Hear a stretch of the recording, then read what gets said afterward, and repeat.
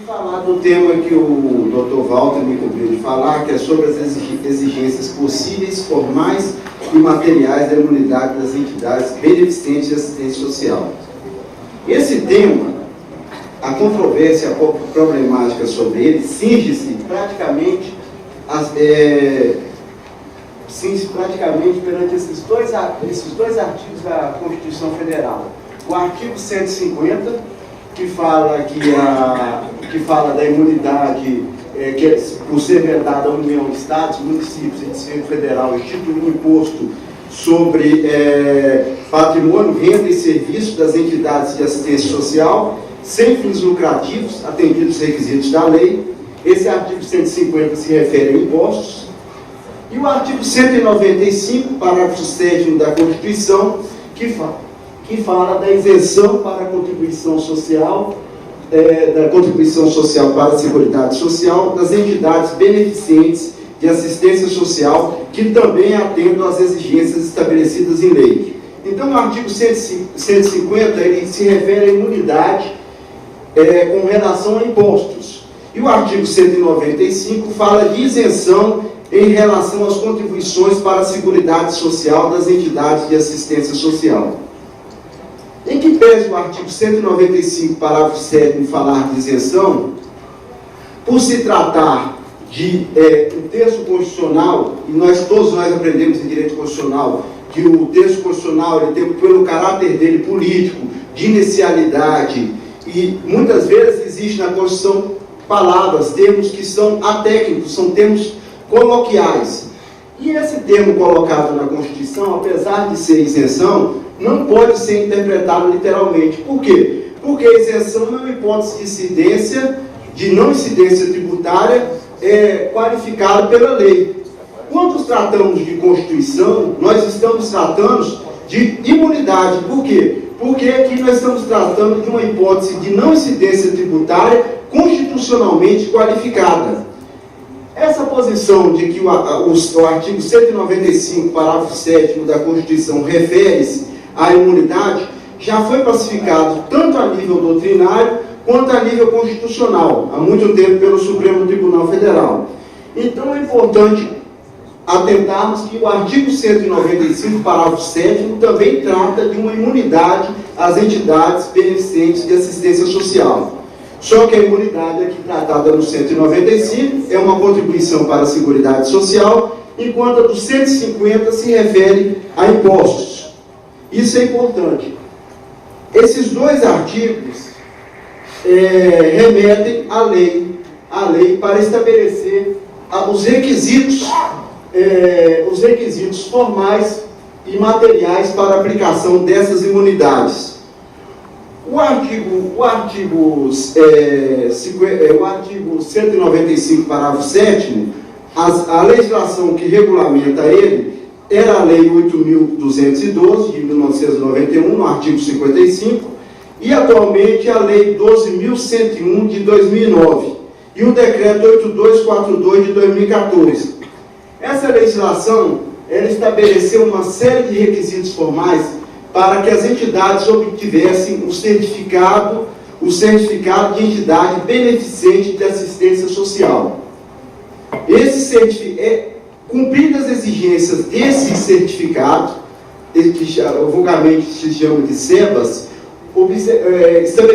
observados os requisitos, esse SEBAS teria natureza constitutiva para que as entidades beneficentes fizessem jus à imunidade tributária. Então, o SEBAS teria, em tese, por essa legislação ordinária, prevista em lei ordinária, o SEBAS teria natureza constitutiva para que as entidades de assistência sociais fizessem jus à fruição do benefício da imunidade. No que se refere ao artigo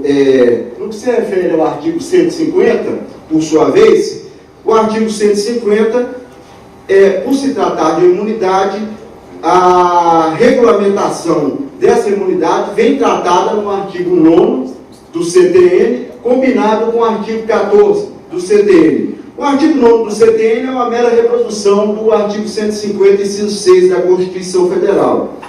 Já o artigo 14, ele especifica os requisitos materiais para a fruição dessa imunidade. E os requisitos materiais impostos pelo artigo 14 são bem menores do que aqueles que são impostos por essas leis ordinárias que previam os requisitos formais para que as entidades de assistência social obtivessem os SEBAS e com isso fizessem jus à fruição. Então nós temos duas legislações distintas regulando a imunidade das entidades de assistência social. No que se referia aos impostos sobre patrimônio, renda ou serviço, a imunidade vinha estabelecida em lei complementar, que estabelecia menos requisitos do que a imunidade constante para as contribuições sociais previstas na Lei 8.212, 12.101 e no Decreto 8242. Então, até 2007,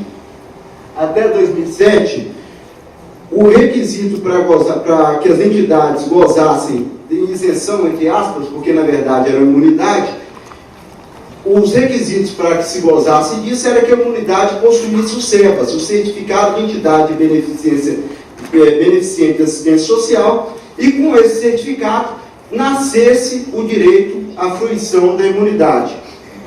Os requisitos do SEBAS, para a imunidade, no que se refere às contribuições sociais, eles estão previstos, ele estava previsto antigamente no artigo 55 da Lei 8.212 e posteriormente na Lei 12.101 de 99.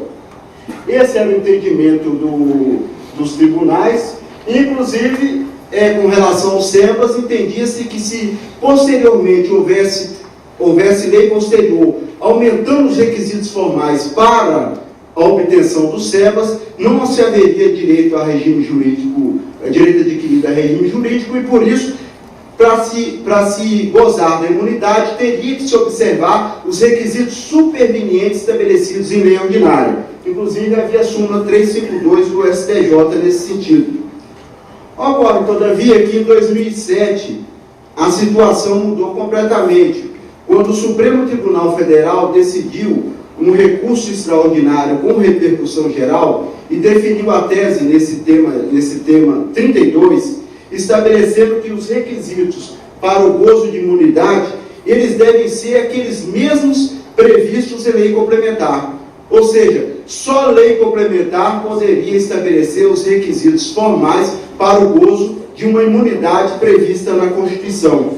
E a interpretação do Supremo Tribunal foi construída com base no artigo 146, inciso 2 da Constituição Federal, que fala que cabe à lei complementar regular as limitações constitucionais ao poder de tributar. Ora, sendo a imunidade uma limitação constitucional ao poder de tributar, então esses requisitos para o gozo e fruição dessa imunidade só poderiam estar previstos em lei complementar e não em lei ordinária. Nesse caso concreto desse RS 566622 do Rio Grande do Sul, o Supremo declarou formalmente inconstitucional o artigo 55 da Lei 8.212 e estabeleceu que para a fruição da imunidade do artigo 195, no que se refere às contribuições sociais, ela só poderia se dar por lei complementar. Agora, no dia 5 de setembro, houve um embate de declaração da União com relação a esse recurso extraordinário julgado pelo Supremo Tribunal Federal com repercussão geral. E nesse embate de declaração, a União contestava a amplitude da interpretação que o Supremo Tribunal Federal tinha dado a este RE, porque por se referir a recurso extraordinário e ter sido declarado incidentalmente a inconstitucionalidade formal do artigo 55 da Lei 8.212, esse entendimento do Supremo não poderia ser aplicado a outras legislações. Então, ele estaria, pelos embaixos de declaração, pelo entendimento da União, ele estaria adstrito única e exclusivamente ao artigo 55 da Lei 8.202. Ela também alega que essa tese fixada nesse tema 32 do Supremo Tribunal Federal entraria em confronto com as ADIs 2028, 2036, 2228 e 2621. O julgamento iniciou em 5 de setembro agora de 2018. O ministro Marco Aurélio votou contra, pela rejeição dos embargos de declaração, e a ministra Rosa Weber pediu vista. Então, o julgamento desses embargos de declaração não foi concluído ainda.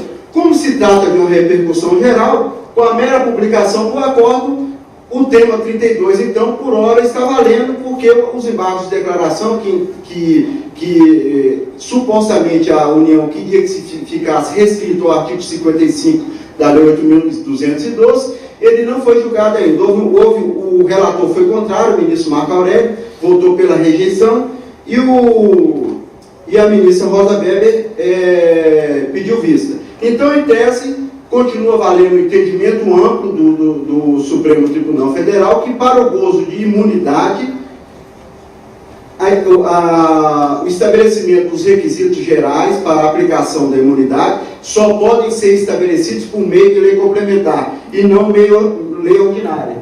Com isso, então, com esse entendimento do Supremo Tribunal Federal, para efeitos de imunidade, fica prejudicado o artigo, por exemplo, o artigo 1º e o artigo 3º da Lei 12.101 de 2009, que estabelece mais requisitos formais que o artigo 55 da Lei 8.212, e além de estabelecer mais requisitos formais do que o artigo 55 da Lei 8.212, estatui também que, para o gozo da imunidade, no que se refere às contribuições sociais, as entidades beneficentes também devem obter os SEBAS. Só que o que acontece? Acontece que com o julgamento desse RS 566622, julgado com repercussão geral, tema 32, se não se pode estabelecer imunidade tributária, requisitos de imunidade tributária por meio de lei ordinária, só lei complementar, a Lei 12.101 de 2009, nesse aspecto, não poderia regulamentar essa imunidade. E com isso tiveram-se alguns desdobramentos. Ou seja, o SEBAS continua válido, mas continua válido para quê? Para registro nos órgãos de controle, nos órgãos de espécie das entidades de assistência social. O SEBAS continua válido para que a entidade seja reconhecida como de utilidade pública, mas o SEBA não pode ser válido para ser reconhecido como requisito constitutivo para o gozo da imunidade tributária. Então, com esse desdobramento, aconteceu um problema. Nós não temos lei complementar regulando o artigo 195, parágrafo 7º da Constituição de 88. Por quê? Porque só havia até então lei ordinária regulamentando esse artigo. O que o Supremo fez? O Supremo unificou os requisitos para a imunidade, tanto do imposto das entidades de assistência social, quanto da imunidade das contribuições para a Seguridade Social. O Supremo entendeu que o artigo 14 do CTN, combinado com o artigo 9º do CTN, teria aplicação também para as imunidades das contribuições sociais para a Seguridade Social, enquanto não fosse editada uma lei complementar específica para regular o artigo 195, parágrafo 7º da Constituição Federal. Então, a utilização do artigo 14 também serviu para definir os requisitos da imunidade prevista no artigo 195, parágrafo 7º da Constituição, em que pese não ter essa previsão no Código Tributário Nacional. E daí surge um problema. Surge um problema não. O que fundamenta o Supremo aplicar o artigo 14 do CTN e ter aplicado o artigo 14 do CTN se no artigo 9º do CTN, a previsão expressa do artigo 14 para efeito de imunidade se refere a impostos e não a contribuição social. Olha, porque se a gente interpretar que não deveria haver imunidade para as entidades entidades beneficentes de assistência social, enquanto não fosse editada lei complementar ao artigo 195, parágrafo 7º da Constituição, se revelaria extremamente injusto. E aqui a gente traz um problema de ordem filosófico-política. Por quê? Porque existem princípios morais que são compartilhados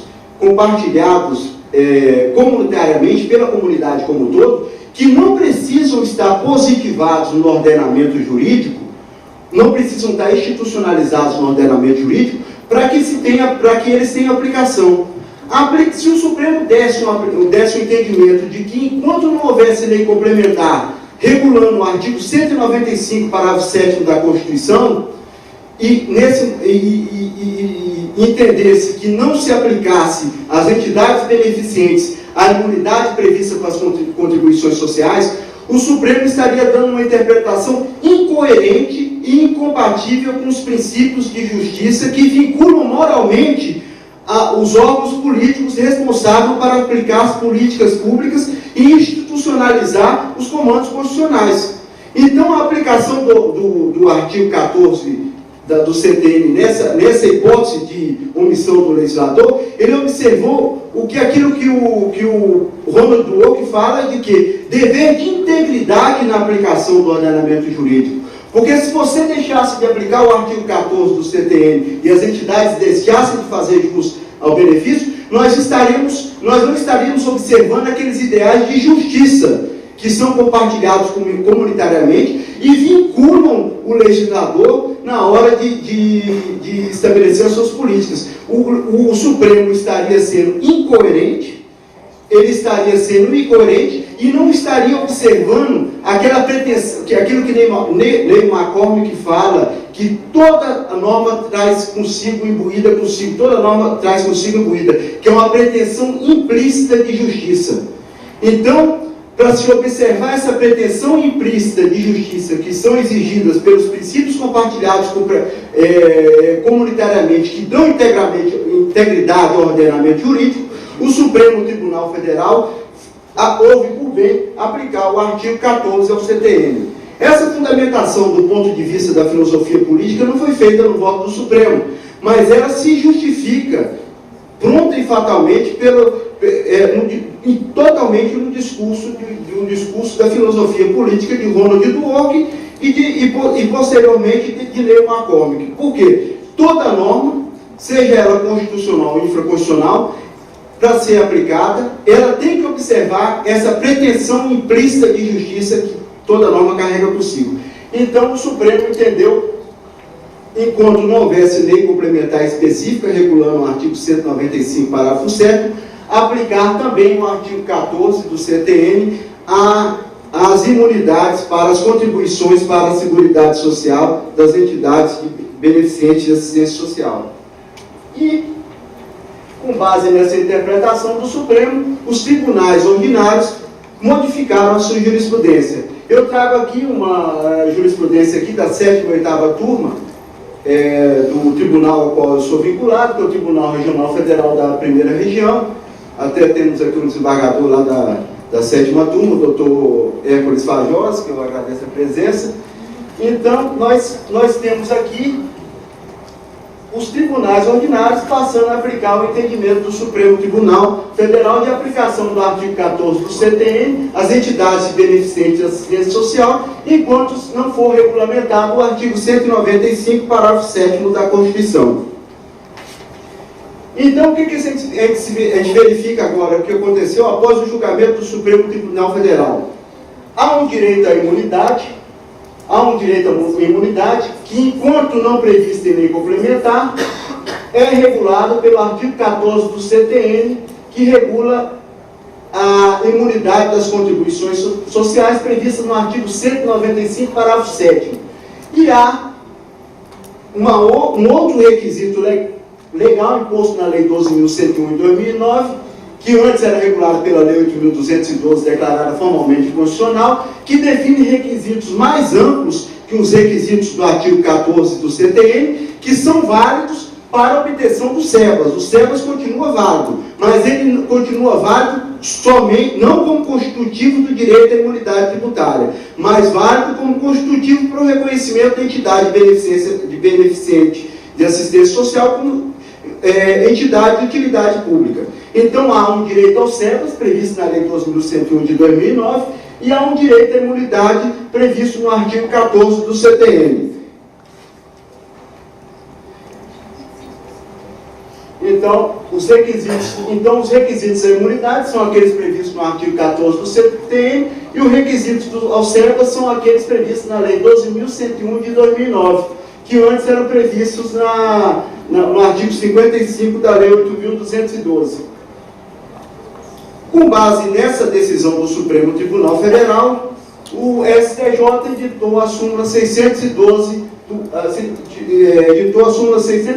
na qual ele estabelece que o certificado de entidade beneficente de assistência social, SEBAS, no prazo de sua validade, possui natureza declaratória para fins tributários, retroagindo seus efeitos da data em que demonstrado o cumprimento dos requisitos estabelecidos por lei complementar para a fruição da imunidade. Então, com essa súmula, o que se definiu? Se definiu que o SEBAS não tem mais natureza constitutiva, ele tem natureza meramente declaratória. Definiu também que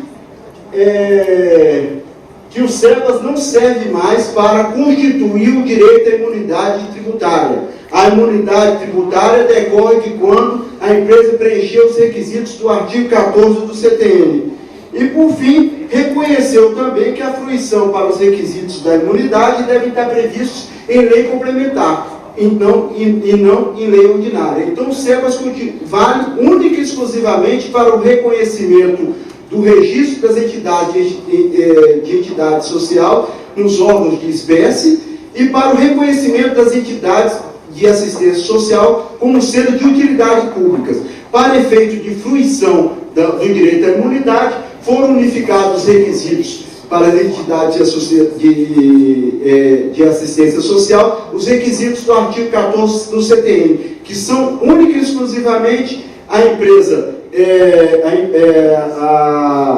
a entidade não distribuir qualquer parcela de seu patrimônio ou renda, a qualquer título, aplicar integralmente o recurso por ela obtido na manutenção de seus objetivos sociais e manter a escrituração contábil dela em livros formais regulares. Então, são só esses três requisitos para o gozo da imunidade tributária.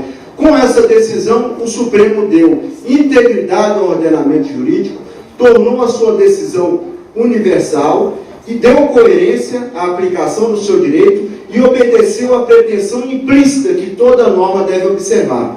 Com isso, eu agradeço a presença de todos vocês. Muito obrigado.